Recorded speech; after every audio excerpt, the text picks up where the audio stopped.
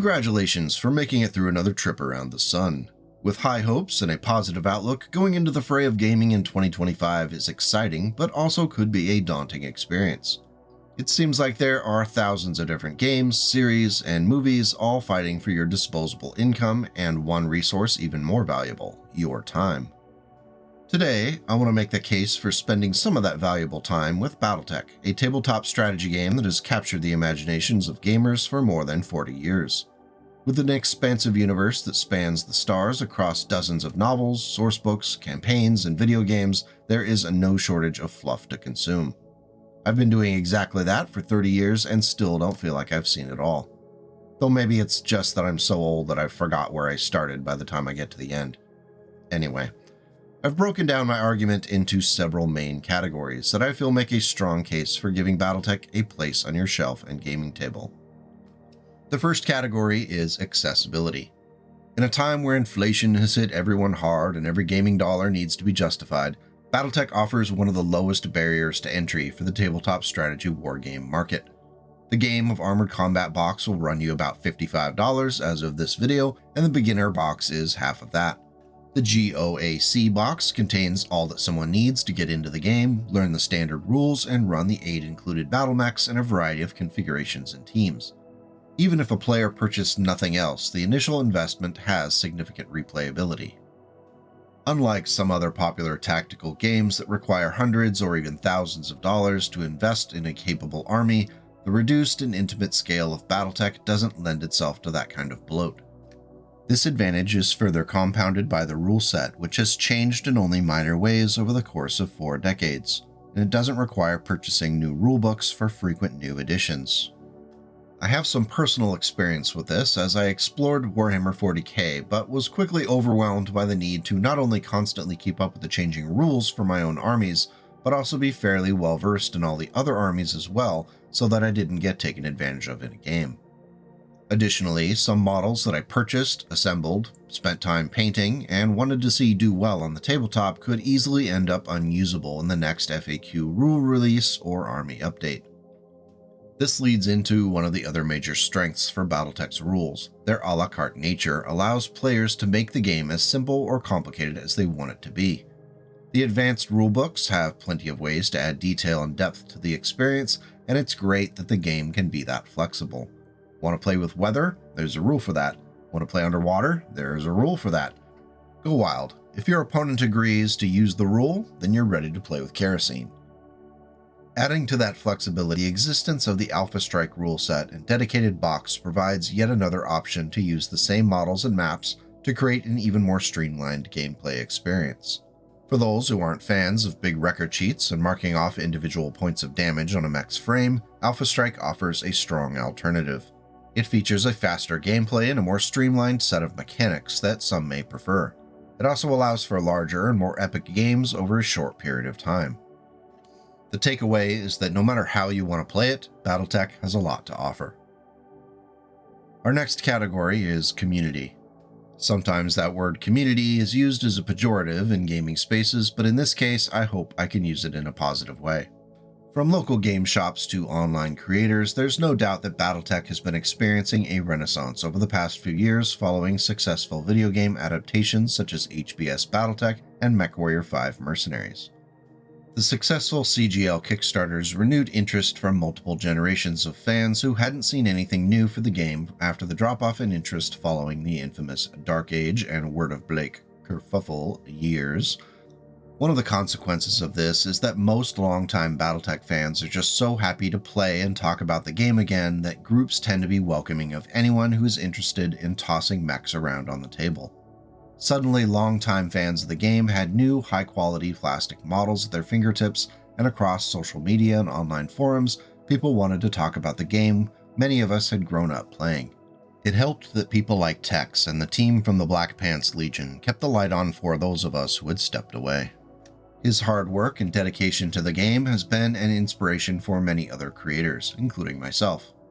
New Regard creators like Big Red 40 Tech and Sven Van Der Plank put a lot of work into taking old fluff from lore books and repackaging it in a form that makes the lore accessible and enjoyable in video format. On Audible and Spotify, the BungleTech Podcast offers fans of BattleTech a way to hear people nerd out on battlemechs on a consistent basis. I'm also seeing more general hobby tubers like SarahMalt discussing BattleTech in among other miniature games, which is great. Across the various platforms from Twitch to YouTube and elsewhere, people are sharing their passion for BattleTech, and it's great to be here at this moment to experience it. It is so much fun to see new channels crop up like the Mercenary Star Podcast and Country Fried Minis, who each have their unique take on BattleTech and mechs and put an epic amount of creativity into painting up their projects. Speaking of painting, another aspect of the community which has seen tremendous growth over the past few years are the painters who go out of their way to make these small gray plastic battlemechs look very, very good. The Camo Specs volunteers have raised the bar for painted BattleTech miniatures over the years, but the creativity isn't limited to that epic team. The talent and creativity that the community has shown in various Discord groups, on social media, and yes, even Reddit, has been inspiring to me as I try to improve my modest painting skills. The mechs highlighted in this video blow me away in their dedication to detail and showing off just what can be accomplished at this scale. Keep up the great work. Going beyond mech painting, other artists like Locust Labs and Wildcat 144 have not only made their own marks on BattleTech through comics and 3D modeling, but also encourage others to do the same. Wildcat 144 has recently organized a comic anthology for launch in the next year that will highlight the creative efforts of BattleTech fans who want to make their mark on the universe, albeit in an unofficial capacity. Locust Labs has been a regular contributor of work to Tex's videos as well as my own, and I'm very appreciative of her work bringing battlemechs to life in 3D. The next major category I want to touch upon for encouraging you to play BattleTech in 2025 is the fact that the story is still moving forward. While some BattleTech fans are ferociously loyal to a specific place in the timeline and will let you know at every opportunity whether you want to or not, CGL has committed itself to dragging us kicking and screaming into what has been deemed the Ilclan era. Shedding much of the baggage of the tumultuous early 2000s, the Ilclan era promises to bring some surface-level stability to the inner sphere. Of course, that doesn't mean there won't be continued conflict. With the Wolves having claimed the title of Ilclan on Terra, it remains to be seen just how many clanners will rally to that banner. The brutal conflict between the Davions and Draconis Combine is finally turned in favor of the Federated Sons, and the Capellan Confederation is showing up as a major player. Oh, and the Free Worlds League is, well, it's still a bit of a mess right now, but hope springs eternal, right? The expansive timeline for BattleTech allows players to create games that are tailored to their personal interests in factions and technologies. Playing a game set in 3025 is a distinctly different experience than playing in 3050, and both of those are a lot different than playing in a match set in 3090. As mentioned before, the flexibility in how the game is played is a massive virtue. As we progress into 2025, it looks like it's going to be a good year for BattleTech as the Mercenary Kickstarter items begin to hit the shelves in your local friendly game shops. Those who didn't or couldn't participate in the Kickstarter can finally get their hands on mechs like the Clan 2Cs and even some old favorites from the 3025 technical readout. Some of these mechs haven't been seen in plastic mini form in decades. I cannot wait to see what painters do with models like the Kintaro, Shadowhawk 2C, and Scorpion. With the next big sourcebook launch, Ilclan Eyes Only, launching this month, I'm looking forward to seeing what's next for Alaric and his band of sycophants and treasonous falcons. All in good fun, of course. Now, if you've made it this far in the video, you're likely at least moderately interested in finding out more, or you've accidentally muted your tab and the Steve 1989 MRE info video you started 4 hours ago is finished, and this is playing without your knowledge. In that case, this information isn't as useful as you probably can't hear it anyway. If you're ready to dive into BattleTech, I recommend the Game of Armored Combat box. It's relatively inexpensive and has everything you need to get going. If you're still on the fence and want to know more about the universe, Catalyst Game Labs does offer a Universe Primer PDF, which is free on their website.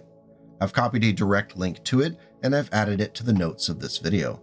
Should you just want to dip your toe in the water, the beginner boxes provide a taste of the game, though keep in mind the record sheets and rules are simplified a bit. If you're in the market for a new tabletop strategy game, I thoroughly recommend BattleTech. I'm biased as it's a game that I've loved since the early 90s, but I think the game stands on its own merits and has a lot to offer. If you're into reading lore, there's a ton of it. If you're competitive, more and more shops are picking up BattleTech and running events. If you're an artist, the BattleMech models available through CGL and Ironwind Metals are both pretty forgiving to new artists and a challenge for those who are willing to paint at a smaller scale. Now get out there, Mech Warriors. Life is cheap, but BattleMechs aren't.